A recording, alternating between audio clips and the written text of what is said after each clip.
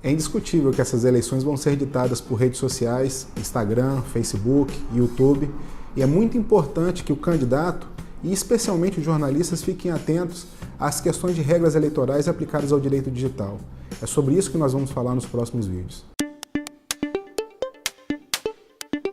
Com a proximidade do período eleitoral, nós vamos iniciar uma série de vídeos sobre direito digital aplicado às eleições. Um dos mais relevantes temas que precisa ser tratado vão ser em relação às fake news.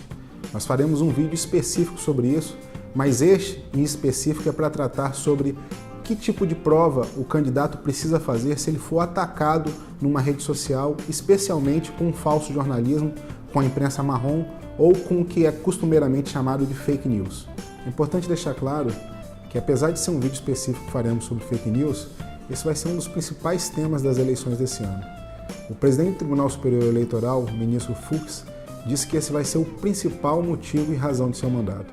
Igual preocupação tem o presidente do próprio Facebook, que é o Mark Zuckerberg, que disse em uma reunião do Senado que a principal preocupação dele com as fake news estão nas eleições brasileiras desse ano de 2018. A fake news ela acaba tendo alguns objetivos muito clássicos, né? A primeira é criar um viés de confirmação, é fazer com que o eleitor crie ainda mais carisma por seu candidato e não saia dele de nenhuma forma. A outra é denegrir o candidato adversário, né? Criando notícias falsas sobre ele para que crie aquele famoso índice de rejeição nas pesquisas. Por fim, é importante deixar claro que ele afeta um direito constitucional sagrado, que é o direito da autodeterminação dos povos, da pessoa escolher o seu candidato, independente de influências de partidos políticos ou fake news. O que se sabe é que quando um candidato ele é vítima de fake news, isso geralmente acontece no mundo virtual, através de notícias de WhatsApp, através de redes sociais como Instagram, Facebook, às vezes até o próprio YouTube, é importante que o candidato saiba como fazer provas. E essa é a razão pela qual eu vou ensiná-los a produzir essas provas. Uma forma clássica de produzir essas provas é a famosa ata notarial. A ata notarial é aquilo que você faz um print de tela, leva até o cartório e pede para que o tabelião ateste que o que efetivamente consta na tela do seu celular ou do seu computador é o que consta na URL ou no link descrito pela fake news. O problema é que tem algumas desvantagens. Geralmente essas informações elas se propagam de forma muito rápida e às vezes 24 horas é um tempo mais que suficiente para acabar com a reputação do candidato. Além de você ter que enfrentar filas cartorárias e às vezes pagar taxas consideráveis. Mas ainda assim é um meio de prova muito válido. Uma outra forma de produzir essas provas, no meio digital mesmo, é o que a gente chama de auto de constatação.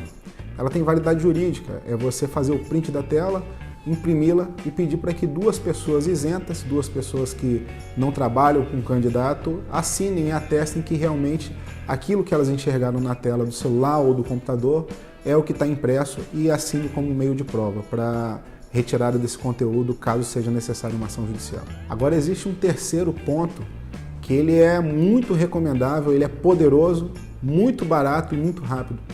É uma coisa que a gente chama de autenticação por blockchain. A mesma tecnologia utilizada nas criptomoedas. Hoje já há várias formas de fazer isso, inclusive com a autenticação de cartórios digitais. É uma forma extremamente segura e extremamente barata.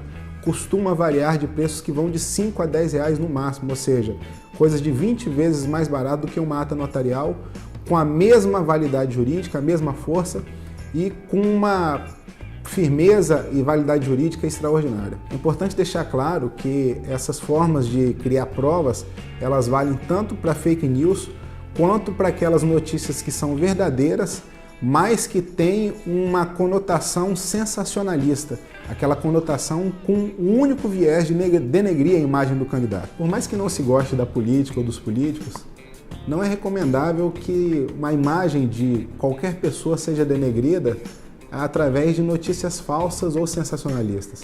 É exatamente por isso que você perde o direito quando você passa a denegrir uma pessoa com uma informação incoerente, inconsistente, falsa, caluniosa, injuriosa.